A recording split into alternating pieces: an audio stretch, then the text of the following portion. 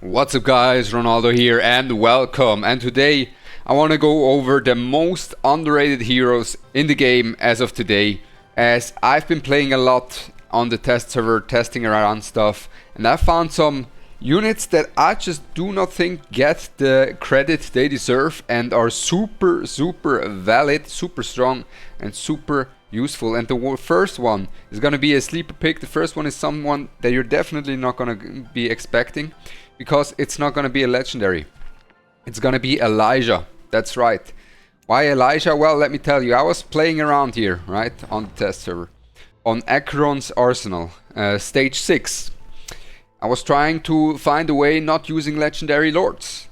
And Elijah, she came in super clutch. She's insanely strong. Her damage output is in nuts. Her damage output is nuts. You will see it once that a stage comes out on Ashes to Ashes, how viable she is and how useful she's going to be for you to be able to beat stage 6 for sure, without having to use any legendary lords. I took a lot of time there in trying to find a team and that doesn't really use that exclusive units, and Elijah is exactly that unit that is super broken. She's super broken for that. You will be able to see it. Because why is that the case? First up, when she comes in, she will have a 40-second ultimate and just deals a load of damage. A load of damage for 40 seconds. She just ramps up and just goes and goes and goes. And the big thing about her is not only is she invisible, that's gonna be the key why I use her there, but not only is she invisible, which is amazing for some hard content where you kind of have a rough time getting rid of some units. Right, not only is that the case, but also she does insane amounts of single target damage. Really, I was surprised myself. And the biggest thing is, I mean, of course she's also a lord, that speaks to her, is the talent. Redeployment time is reduced by 20 seconds. And that makes it extremely a strong unit. Why is that the case? Well, I was using her there, right? I was using her there, and it was really the first time really I figured out how strong she is. And I used her with a Volca, and I popped her in. She took care of 2 waves, because her ultimate is 40 seconds long. So it's a long time her ultimate is up. It's a long time in which she's able to deal a lot of damage. And then she takes care of 2 waves. I take her out. And thanks to her redeployment time being so low, I can take her in already for the next wave. Once the next wave is ready, I put her in again. Take her out, put her in. She's so fast. And then she takes care of 2 waves again, because she is invisible for 40 seconds and able to deal insane amounts of damage for such a long period of time. And she's a sleeper. She's a sleeper. You will see it. And I think that redeployment time is crucial as well. Not only the invisibility and her damage, but the redeployment time. That's something I wish Zena would have, right? Zena with lower redeployment. Because we can actually go into Zena, right? We can actually go into Zena. Where do we have her? Here. The thing about Zena is I would have loved for her to have a reduced redeployment time. But she doesn't. And I was considering her to put into this list as well, as of the underrated units, because she is super strong, right? When you place her down, like, her damage is crazy. But the issue is her redeployment really takes quite a while. And if you were able to just deploy her faster, I think she would be even stronger. But of course, she's also kind of underrated. We can put her in here. But she's also rated, but I just wish her cooldown would be a bit faster, and then you could play around with her unique strats a lot more. And this is something that I just wanted to mention on the side on Zena's note. And the next one was on the last banner. The next one was on the last banner, and this is why I got very curious on her and did a lot of testing on her. And man, oh man, Malvira has it in herself.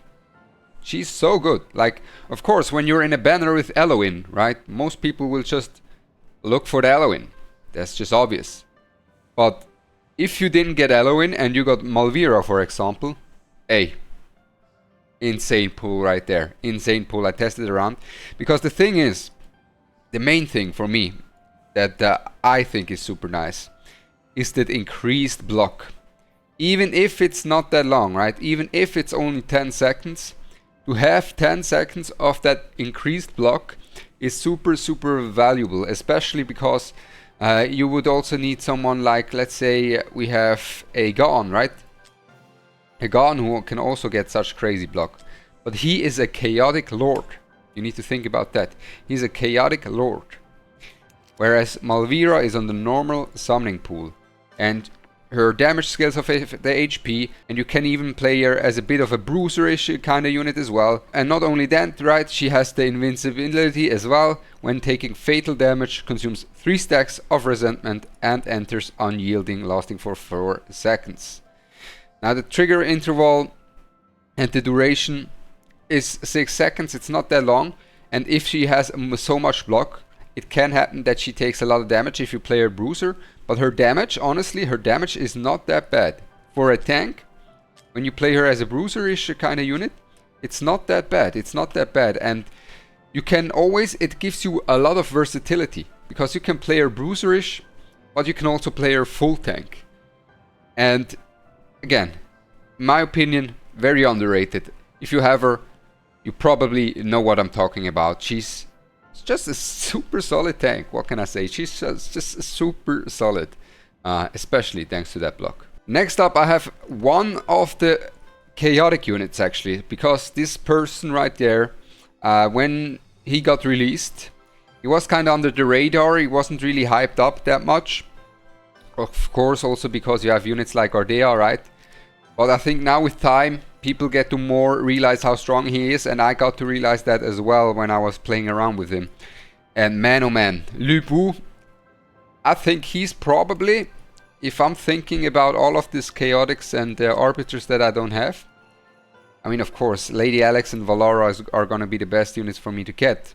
But out of all the rest of the units, he's my most wanted. He's so strong.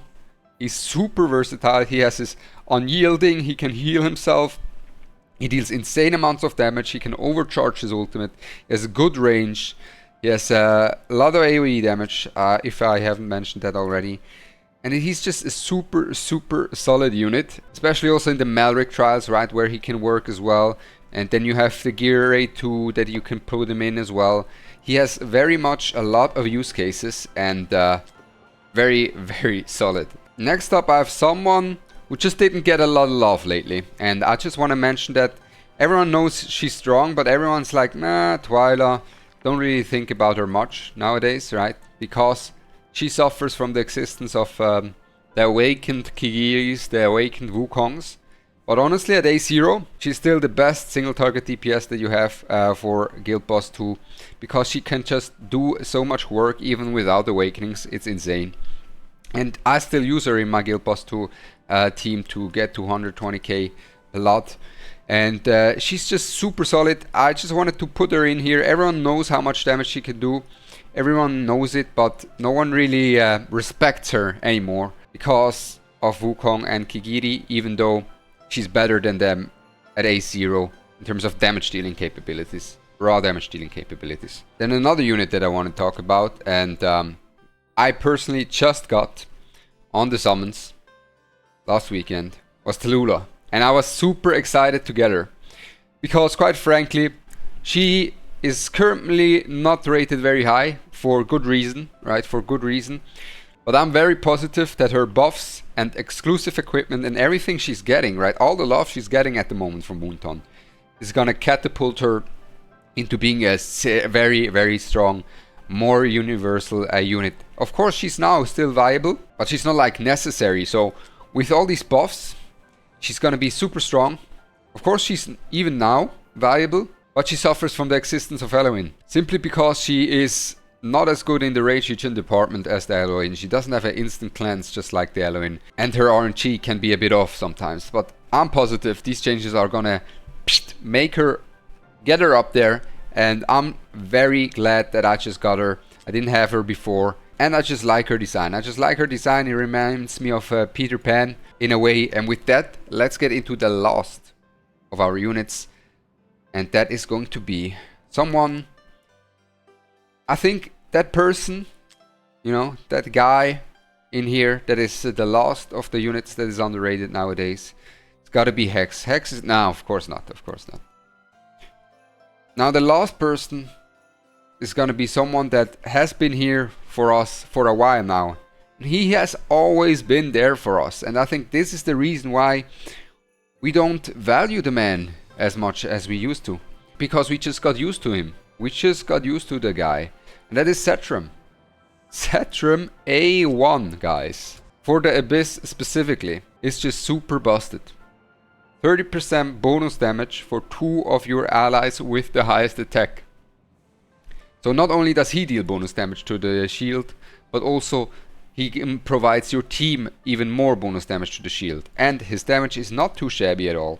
And the big thing is, his range is not to be underestimated and can actually be used in some content where you're thinking, oh, how am I supposed to reach that unit before it moves, before it becomes dangerous? Well, Cetrum can reach. Cetrum has this reach.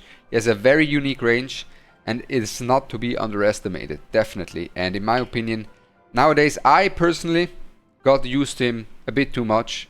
And I personally realized as well, I gotta give this man some love, you know, for being there since day one, basically. Since 2 years, he's just been there in Guild Boss.